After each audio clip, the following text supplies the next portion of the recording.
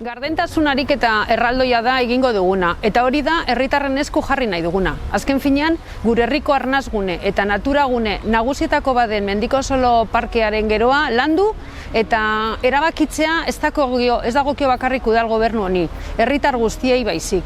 Hori da bere momentuan hartu genuen konpromisoa eta gure hitza betetzen ari gara. Urtegiaren egoerak eta katalogazioak asko baldintzatuko du Mendikosoloren etorkizuna. Urtegia bere horretan mantenduko, ez mantendu, segurtasun arauak betetzea ez da hautazko erabaki bat, bai ala bai bete beharrekoa baizik. Eta horren arabera gu guztioi dagokigu irudikatzea ze parke nahi dugun, inguruarekiko oreka zelan mantenduko den. Udal gobernura heldu eta gai honen berri izan genuenean bi gauza argi izan genituen. Ezin genuela kasoi batean sartu eta egoera gehiago luzatu, bai ala bai heldu behar geniola. Eta oso delikatua izango zela hor lanean aritu diren pertsonengatik. Bitxia da 10 urtetan egoeraren berri izan eta ezer egin ez dutenek, udal gobernu honi leporatzea hilabete batzuetan konpondu ez izana. Kontua da konponbidea jartzen ari garela eta 10 urte barru datorrenak ez dituela inondik inora guk aurkitu ditugun arazoak aurkituko. Gu udalera heldu ginenerako urtegiaren auziak hainbat urte zeramatzan zabalik eta mai gainean, eta Rigorreako herritarrek ez zeukaten honen berri. Gu heldutakoan gaia landu, herritarrak informatu eta orain prozesu parte hartzaileau jarri dugu martxan. Gure egiteko modua da eta horrela jarraituko dugu. Mendikosolo es un parque, pero a la vez es una presa, la presa Dinamita, que es un embalse que está categorizado como categoría A. Eso quiere decir que es una categoría que implica una serie de obligaciones y de estudios. La categoría A es la máxima que hay, porque indica que es la máxima, digamos, peligrosidad y también la máxima altura. A partir de 15 metros se consideran de categoría A y Mendikosolo tiene 16.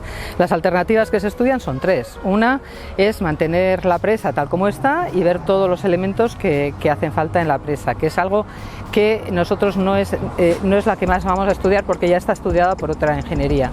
Luego hay la posibilidad de rebajar la clasificación, es decir, cambiar de categoría A a la categoría C, que quiere decir que mantenemos la lámina de agua en parte, pero hay que hacer una serie de actuaciones y de rebajes para que la cantidad de agua almacenada sea menor.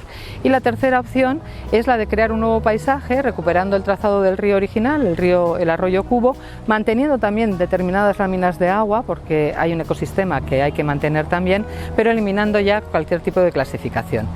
Los estudios nos dirán, los estudios geotécnicos, los estudios hidrológicos y los análisis que hagamos nos dirán si somos capaces de llegar a eliminar la clasificación o nos tenemos que conformar con mantener una clasificación C. Nosotros ahora estamos en una fase de anteproyecto, es decir, que tenemos 3 meses para hacer los estudios previos y hacer los análisis y hacer una serie de propuestas. En esos 3 meses tenemos una idea mucho más clara. Una vez que tengamos este anteproyecto, lo suyo sería hablar con las administraciones que están implicadas, que son desde la Administración de Presas, a la Agencia Vasca del Agua, a la Confederación, diputaciones, en fin, Gobierno vasco. Tenemos varias administraciones con las que consultar y ver las posibilidades que ofrecemos para poder luego hacer un ejecutivo y después unas obras. En total creo que hay un plazo de 2 años para finalizar todo el proceso, es decir, para decidir cuál es la solución definitiva y ejecutarla. La clasificación de la presa es del año 2019. Desde el 2019 ha habido una serie de, también es cierto que ha habido además lo de la pandemia, entonces no lo sé, había una serie de requisitos previos que había que hacer para poder tomar la decisión. La primera que tomó el ayuntamiento fue la de encargar un estudio a una ingeniería para ver qué alternativas había. Y de ese estudio surge la posibilidad de dar una nueva visión. Entonces no sé si es una cuestión de plazos, pero la clasificación de la presa se realizó en el 2019. Seguramente podía haber sido anterior porque la presa existe desde hace ya unos años, pero la Dirección General de Aguas y la Dirección de Presas no indicaron en su momento o no lo hicieron saber. Yo creo que fue eso, que no hicieron saber, y en el momento que lo hicieron saber pues se pusieron en marcha los distintos mecanismos.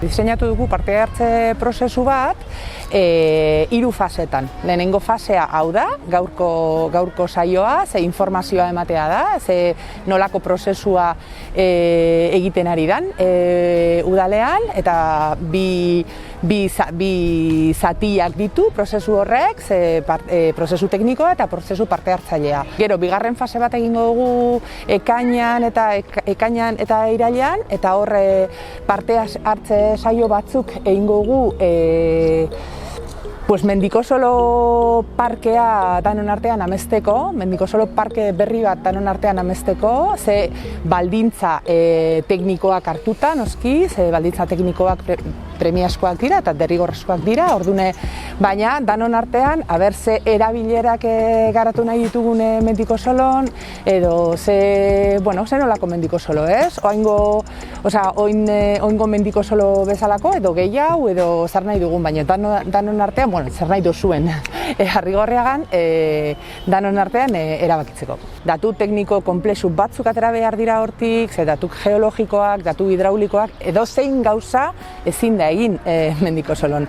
Eta hori hartuta, hori mahai gainean, gero guk hori da, amestuko dugu Mendikosolon ze erabilerak garatu nahi dituzuen herrian, eta hartuko dugu beste parke batzuk, beste erabilera batzuk, nola garatzen diren beste lekuetan, eta hirugarren fase bat urrian emango du, zera parte hartze prozesuaren bukaera, eta hor beste saio irekia egingo dugu herritarrekin, eta hor aurkeztuko dugu behin betiko proiektua. Herritarren egindako ekarpenekin, baldintza teknikoekin, eta dana egindako proiektu definitiboa.